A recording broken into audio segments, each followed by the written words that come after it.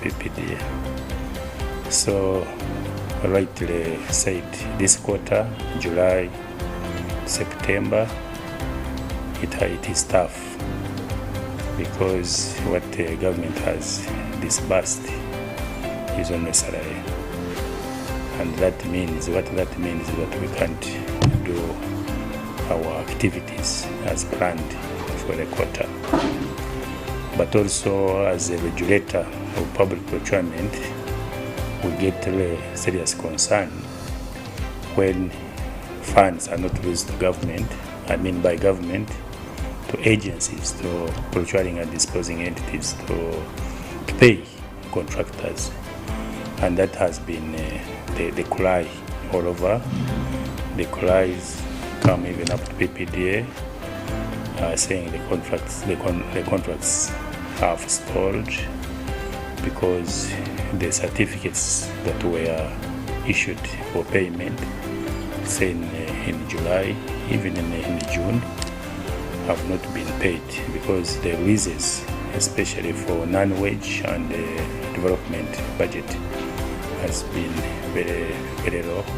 With most entities like PPD, actually almost zero for non-wage, to the extent of even failure to pay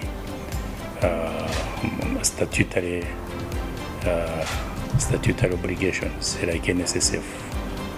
If I pay salary, I must also pay 10% of one salary to National Social Security Fund. So that couldn't happen because non-wage budget was very little, just 10 million.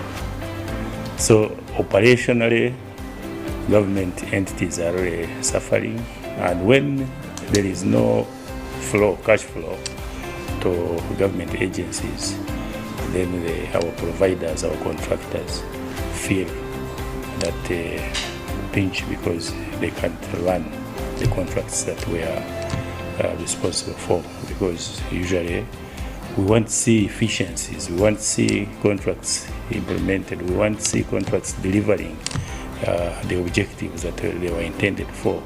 So when they stall, then we get concerned, and as a regulator, our hands then become, how do we start querying now that contractors have delayed works? Because the excuse now is that we put in certificates and we are not paid. The other issue, of course, is in the current circumstances, price escalations, and that has also been extended to us as a regulator. The escalations have been so abrupt and unpredictable. Contracts that government sign usually have a price adjustment clause, but for long-term contracts, we are talking about 18 months. Contracts above 18 months and above are required to have a price adjustment clause, implying that if the contract is below that period, you can project, you can plan within that period and know that maybe the price variation may not affect the contract too much. But beyond that, if it has been increasing or even reducing, then that price adjustment clause should be applied. But in this case, very unpredictable. Prices have been increasing. I hope they will come down. And the question that has been put to PPDA, which we are discussing with Minister of Finance, is what do we do? Well, since last year, that is in July, the government introduced the electronic government procurement system known as the EGP. How far have you gone in rolling out the EGP, and what experiences can you share about this process? Maybe a brief background about what the EGP is, because it's the first time to have you on this particular program. The viewer might not know what it entails.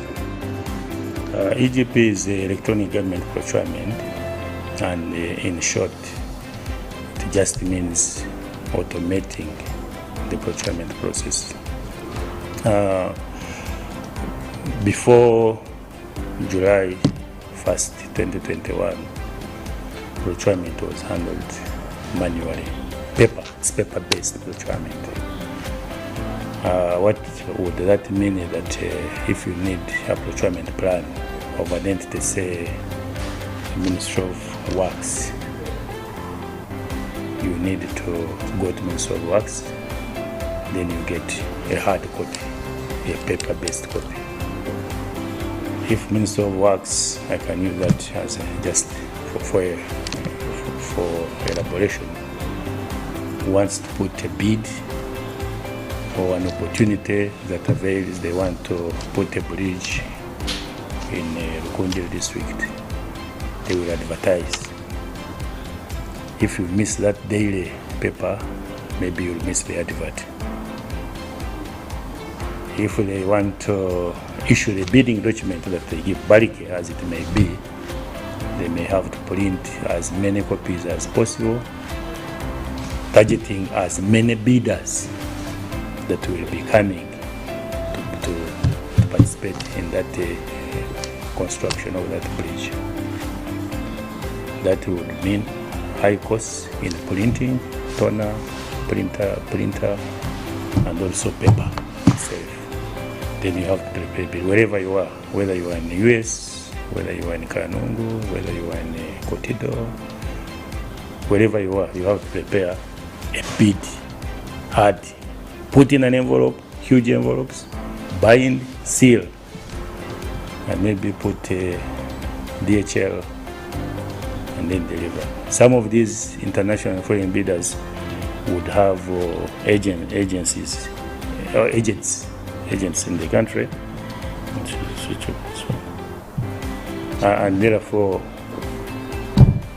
it's also a cost to this bidder, because you have an office here and an agent who will maybe print this bid if you send it by and then take it to the ministry, and also say what has been actually even happening with even a risk of saying my document may be opened and maybe my price then leak to my competitors. That's why most times you see bidders rushing at the last hour, submit, and they keep there after submitting for bid opening, so that they are sure they submitted, their bids are not tampered with. The whole process, even the contract, even communication to these bidders, they put on notes board, they write emails and whatever. So now all those processes have been automated. If you want to, you need just to register as a bidder or as a potential bidder who is doing business with government.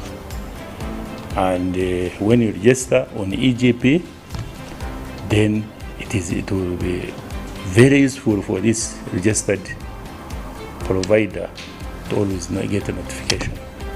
If Ministry of Works puts a notice, you get a red flag, and you know there's something for you. And now you don't need to rush to Ministry of Works to see the bidding document, say, do I qualify or not? You can download it, read it, see the requirements. If you have questions to ask, you can ask, communicate. But most important, you evaluate yourself. Am I eligible? Do I have the requirements that are required? If yes, then you start preparing your bid. And you submit it online. It will be received online. It is locked. At the time of opening, you open it and can be accessed at that time of opening. The results of who have participated, everybody who has participated will know that Sandra has participated, Benson has participated, and this is their bid price. The bid security was required, they submitted the bid security, and so on. How has been the reception since you rolled out this process? The reception is very encouraging because, first of all, EGP goes with benefits. The first benefit is that transactional costs are lowered to government and also to the bidders. because this time we were not printing and running around, flying all over the country. The other, of course, the other process is that there is integration. Maybe our next information that we really want to know is how far is the procurement process supporting the national development agenda, especially on matters like climate change, gender, persons with disabilities, and so many other. The PPDA Act has gone through transformation. And I would also say that I've been moving with this transformation. I would say, because I have been at PPDA. I've been at PPDA since 2004. Wow. Just from low levels up to this level. And 2003, the Act was in place. 2014, the Act was amended with a gap in that question of sustainable national development agenda. I'm glad the President insisted that it is necessary to have sustainability of whatever we are doing. And in 2021, he has sent it an act. The PPD was amended again in June 2021 and gazetted in July 2021 with a provision of sustainable public procurement. What that means that when you do procurement, you should take into consideration the future generation. How do you make sure that the future generation is not, they are living, they are socio-economic living, they are the sociology, the ecosystem, the whole ecosystem, is accommodated. And when you talk about procurement, actually, it is the one developing this country. 60% of our budget is spent through public procurement. When you see a road, Northern Bypass, for example, it is a procurement. It doesn't just come and fall. It has gone through public procurement. There was bidding, the contract is a procurement, the contract implementation is a procurement, ensuring that the intended objectives are delivered is also part. It is a component of procurement. So how do you ensure that then you have this good facility? How have you taken into consideration safety measures? I have this building. It's magnificent on Nakasero Road. But what are the safety measures? What are the environmental safeguards that were incorporated in this structure, or in a road structure, in a school structure, in a hospital structure? What are the social safeguards that are within that project or that program? You have had cases where roads are put during construction, even families break because these machine operators maybe decide to take people's wives, and young children are impregnated, they are infected with diseases. So that's what we are talking about. In your bidding document, in the bidding document that you are giving to these bidders to participate, have we incorporated environment issues? Are you going to beautify the spoiled scenery when you are constructing a road? You are put barrow pits. Barrow pits are where they get marram or stones, whatever. Are you creating a breeding area for mosquitoes, or there is a program to restore them? What about during construction itself?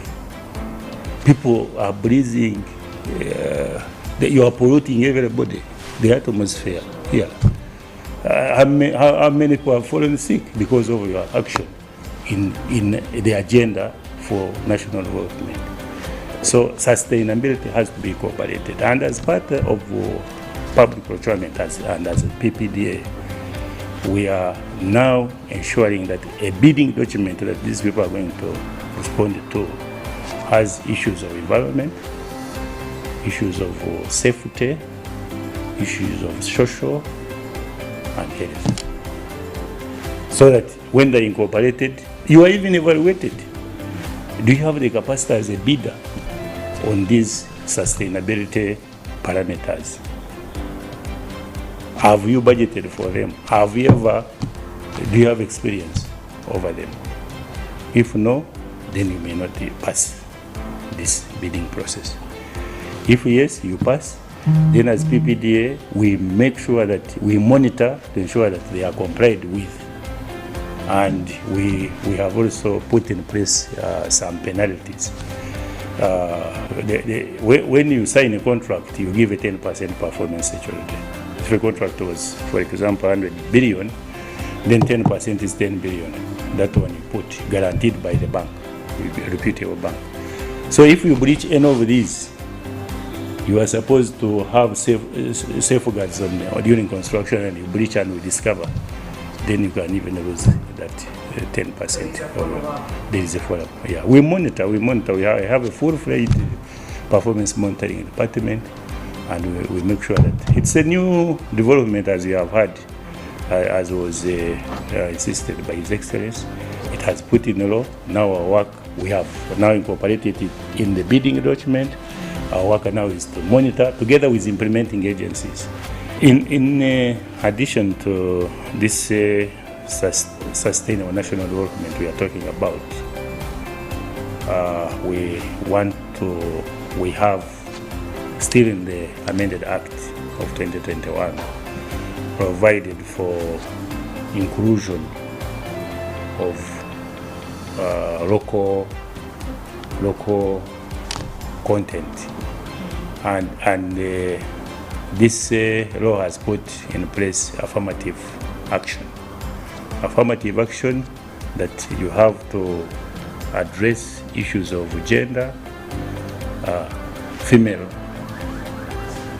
women, youth, and people with disabilities, so that you uplift them affirmatively, because currently through the competitive processes you find it is hard for that type of group to win tenders or contracts because of at times requirements where you need to have a bank, you need to have a guarantee, and ownership of property in this country.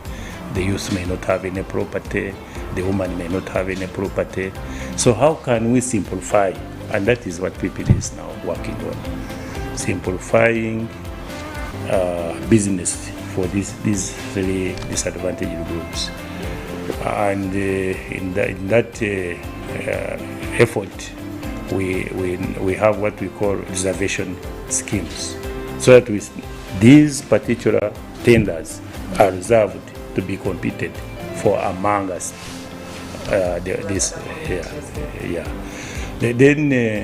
But on a broader picture, you also know that the contracts which are put competitively, most of them are won by foreign companies. So we are also saying they should be contracts at a certain threshold specifically reserved for the local market. Maybe still on our conversation, the PPDA blacklist firms as indicated on your website. Maybe why, and what is the essence of this blacklisting, and what advice would you give the Ugandan private sector to avoid such punitive action? It is very unfortunate, and I usually bleed in my heart when I am signing a letter blacklisting a company, especially if it is a local company. But the blacklisting means that you are prohibited from participating in government tenders for a period. And this period usually runs from 1 to 5 years. There is only one company that we blacklisted forever, the one who fraudulently stole money from the bicycles and the Ministry of Local Government. Yeah, after investigations, it was fraudulent and money. We lost a lot of money. So that one we say they should never participate in any government tender in Uganda.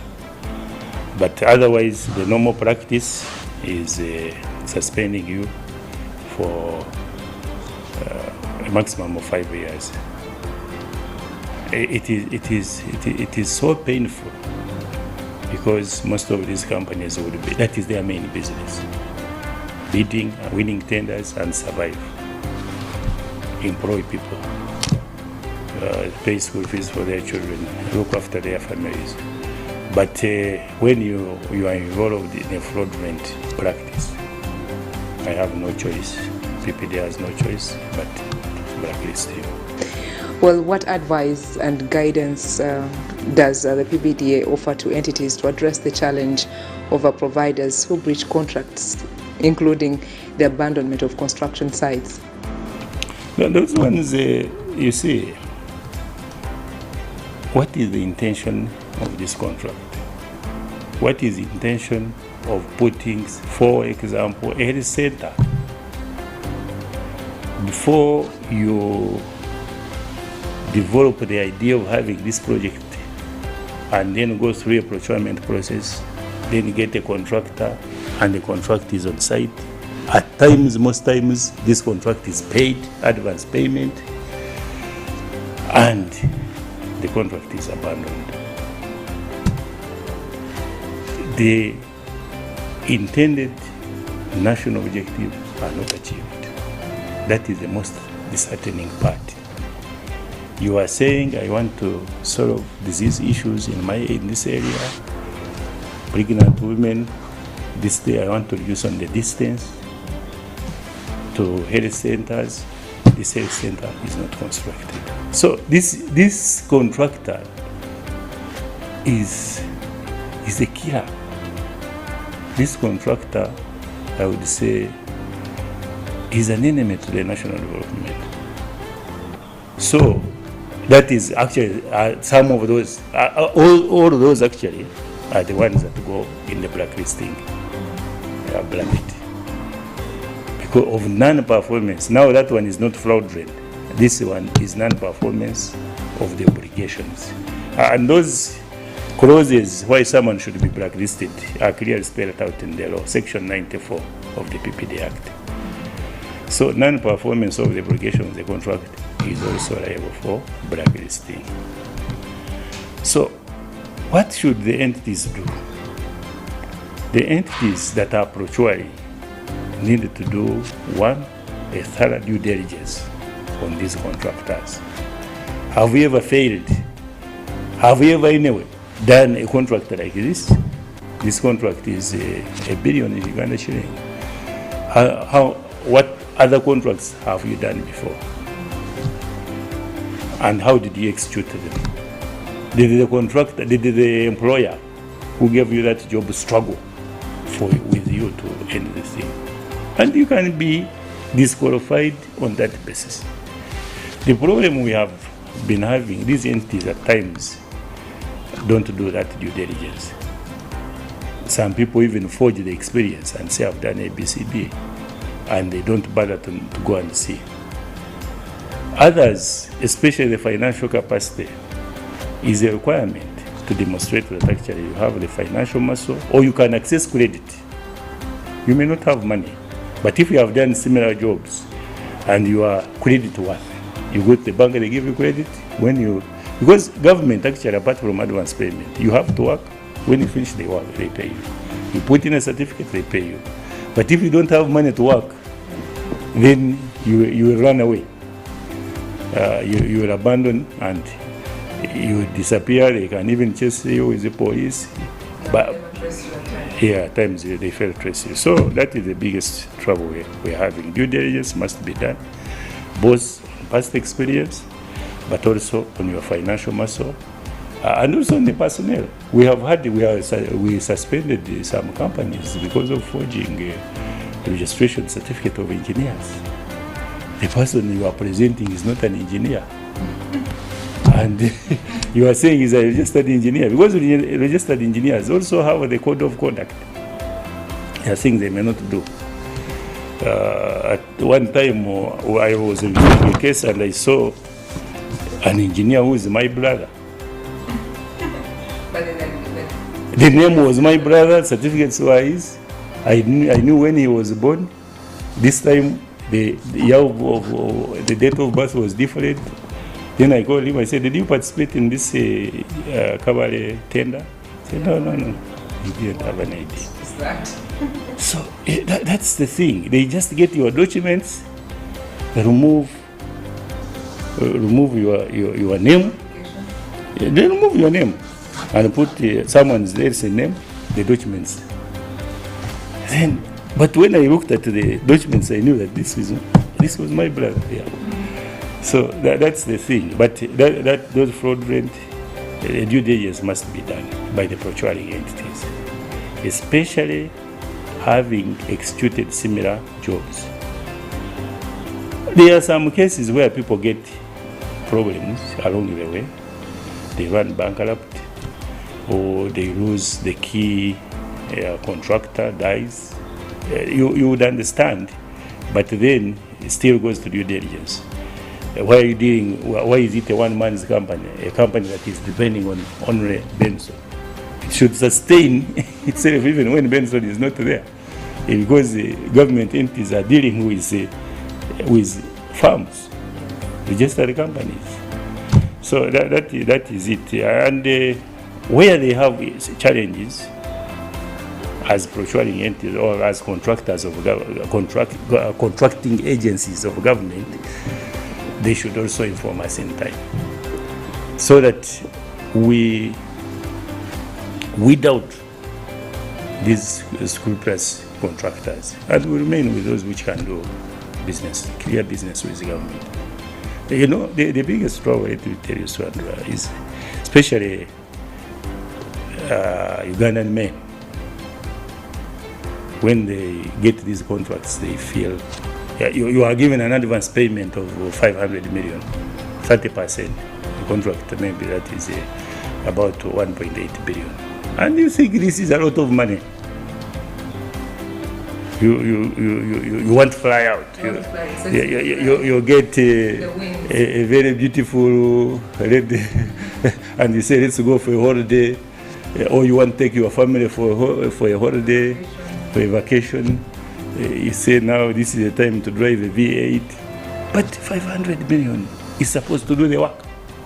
So if you pull it out, then you will never do the work. At the end of the day, you are abandoning the site. We are seeing just the good site. Well, something we can't leave out for the season and the talk that is ongoing around the community, that is to do with the PDM. The country is rolling out the parish development model to address the poverty challenges. How is PPDA going to support this process?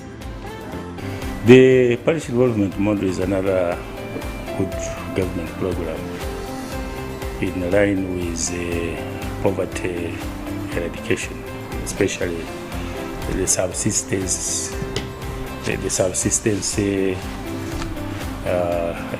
farmers or subsistence population.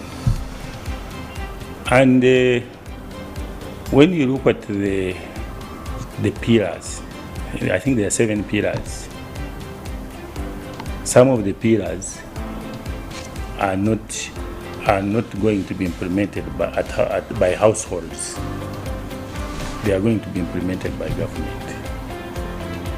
If you are talking about health center tools, construction and rehabilitation and equipping, that is government. If you are talking about construction of primary schools in communities for that these communities can go to school, that will be government. What has been more popularized is the appeal on financial support, that households get organized and then they get in circles and they get funds to do their household projects. But also some of these household projects may require government support in terms of providing those inputs. Because if you are in Kigezi, Nukunjiri, if you are going to plant coffee as an enterprise at household level, where is this coffee coming from? It will be supplied, for example, by Uganda Coffee Development Authority, or Minister of Agriculture for that matter. but UCDA. And UCDA will have providers to supply this. So it goes through a procurement. A school that is going to be constructed goes through a procurement. A health center that is going to be constructed, they are not going to use even if it is force account. Force account is where a district or a local government agency uses the existing manpower and equipment to deliver a project. But now, when we talk about procurement and in support of that program, our preparation is to provide simplified approaches. You have heard people say the bidding process is cumbersome. But because this program needs a lot of support, then we are mandated by law that we can have bridged versions of, for example, bidding document and explaining the bidding processes. And we can also remove some of the cumbersome requirements, so that you get local contractors. You are building a primary school, maybe it is 150 million in Masindi district. Then look at local communities. Also organize, and this is what the message and our sensitization program we are putting forward. Let there be organized youth, for example, who can do access roads. You do access road for farmers to access the market. Building a school, a local contractor, and materials be got from that community. Because remember, it is poverty eradication. So if a local provider is based in a Sindi village, they are buying bricks from there. Who is making bricks? They organize the youth group. Then who is constructing? The laborers are also the youth from that area. Then you are having an integrated approach to poverty eradication. Not only that people are pocketing money, but they are also earning through the projects that go through public procurement. And that is the message we are putting. We haven't worked out on this simplified bidding document, but that is work in progress. So that we distribute it, we give it and popularize it to the procuring agencies. And in our case, the law puts procurement at the district. But now, how do we go and work with communities in terms of procurement? You don't need to bring a contractor to go and do a project in Kitugu. And this is currently this is what it is. But now we want to say, no. These schools, they are small. Their health centers too small. We are reserving them to local contractors in these areas. But the conditions, they must use locally procured materials from these areas. So that this money that has gone to this parish, other than the financial through circles, but for projects that are going to go through public procurement, the money still remains in the community. That's how we have understood it, and that is the approach we want to use. We want to build capacity, move out, and also partner with other monitors in those areas to ensure that these projects succeed. Because we are not everywhere, but we have patterned and they actually developed a contract monitoring system, put on phones, and stand these parish chiefs are going to be given tablets. So my thinking and my prayer is that the government accepts that even this contract monitoring system that we are partnering with civil society organizations in different regions in Uganda is also installed on parish chiefs. We train them on how to use it, so that when a project is 100 million, I can see. It has commenced, I can see. They take even photos, you can see. They say the contractor has not performed, has not worked today, I can see. Then where we have good progress, we are happy, we sit back. Where there are problems, our regional offices go and help in intervention. Yeah. Yeah. Especially on those other pillars to do with infrastructure and economic services, social services, which involve schools and health centers, and water systems. This will be, if you are putting a well, that is a government project. It could be a well of 5 million, but we want this 5 million to have to have value for money, to deliver the intended objective. And that contract monitoring system that we have installed on our smartphones, if we put it on the IT for parishes, on the phones for parishes, then it will help in monitoring success. A word from an expert or someone who's been there for all these years, you've been together, progressing through the years. Maybe something you wouldn't want to leave out for the Ugandan out there could be on a perspective as speaking on behalf of PPDA, but also could be a message for someone out there who's an entrepreneur, an investor, or maybe your plans. The PPDA vision is a dynamic facilitator for public procurement and disposal system for sustainable national development.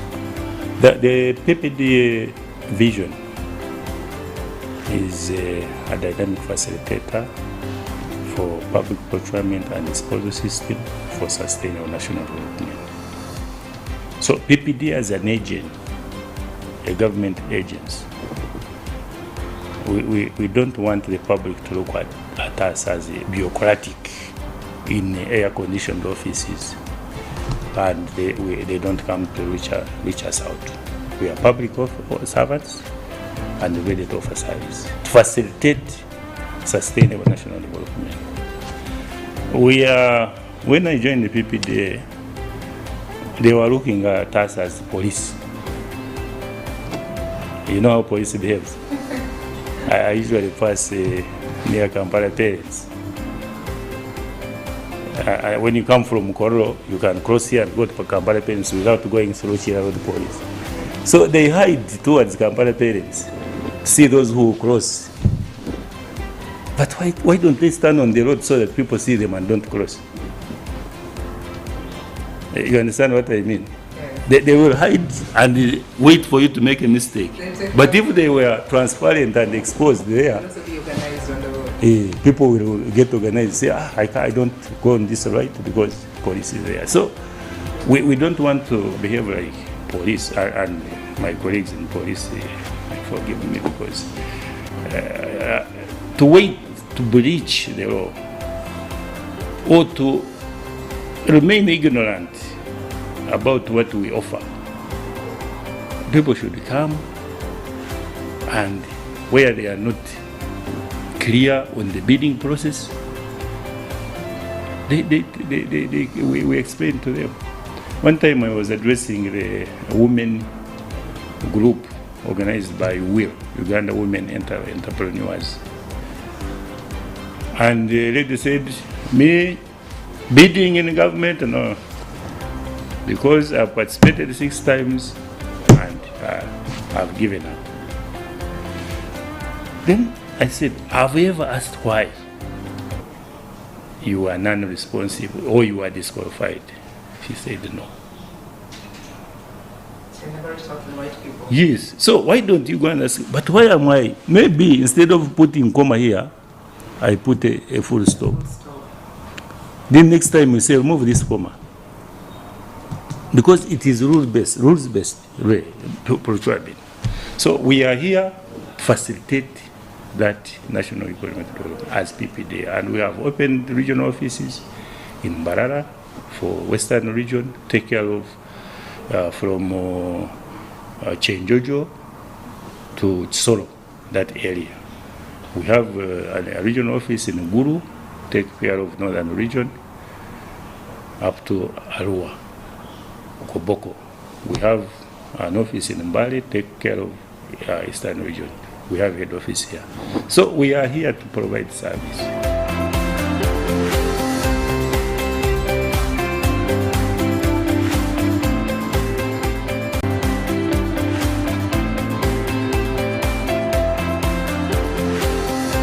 SuperSport has made the decision to expand the offering in Uganda for Ugandan customers by making Uganda available as an option. So if you would like to catch games and you would like to catch the commentary in Uganda, we are making that available for you. It is very, very important for us that as Ugandans, we know that some of you might not fully comprehend the English language, and we want to bring games to you in a language that you understand the most. One of the things that we pride ourselves with is being extremely hyper-local.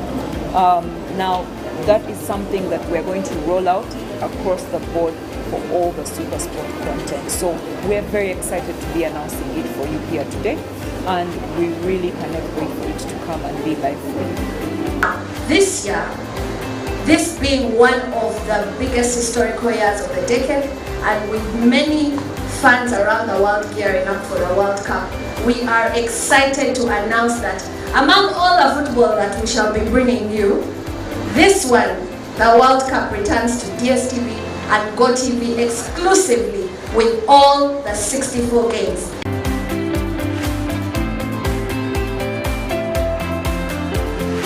We are extremely excited today because we are launching Family TV on our platform. We are bringing Family TV to DSTV channel 375. And it has been a long time coming. We've been working with the Church of Uganda team for almost 3 years now to bring the channel on board, knowing that they have a very big viewership in Uganda. Not only do we congratulate them for this milestone, we would like to thank them for the diligent work that they have done.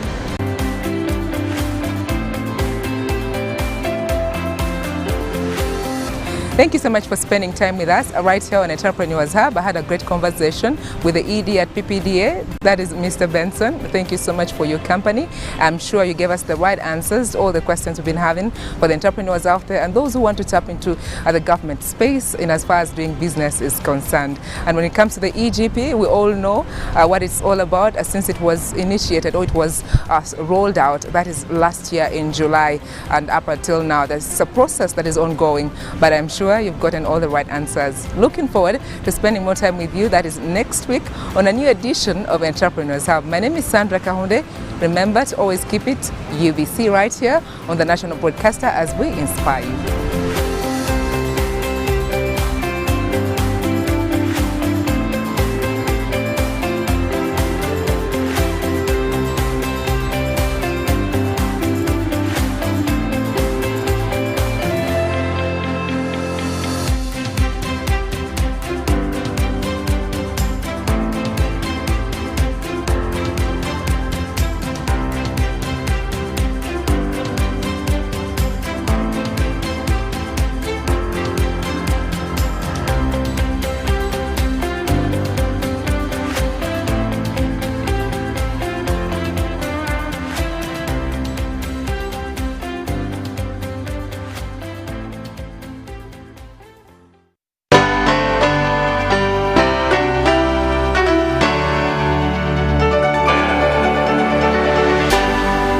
UBC, inspiring Uganda.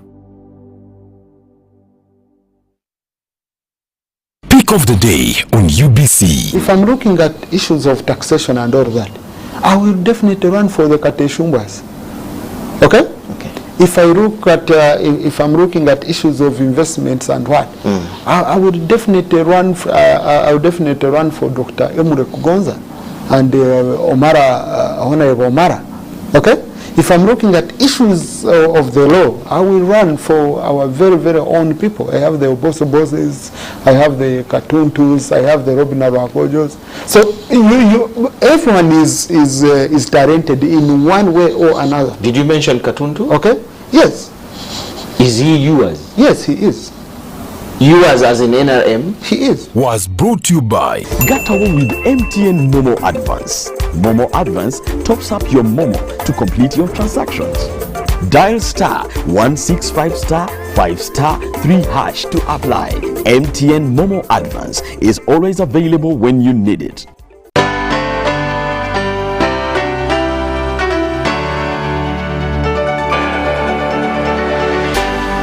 UBC, inspiring Uganda.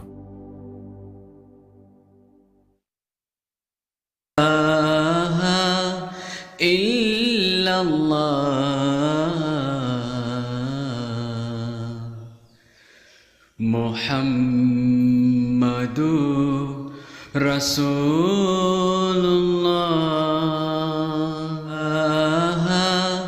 illallah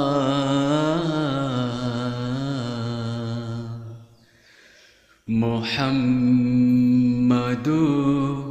Rasulullah. Esteemed viewer, once again, thanks and acknowledgement is all to be bestowed upon none other than Allah the Almighty for this golden opportunity He has granted us today that we are with you in this program known as The Beauty of Islam here on UBC TV. In the studio, I have Sheikh Ramadan Kaziba. So Sheikh, say salam to our esteemed viewer.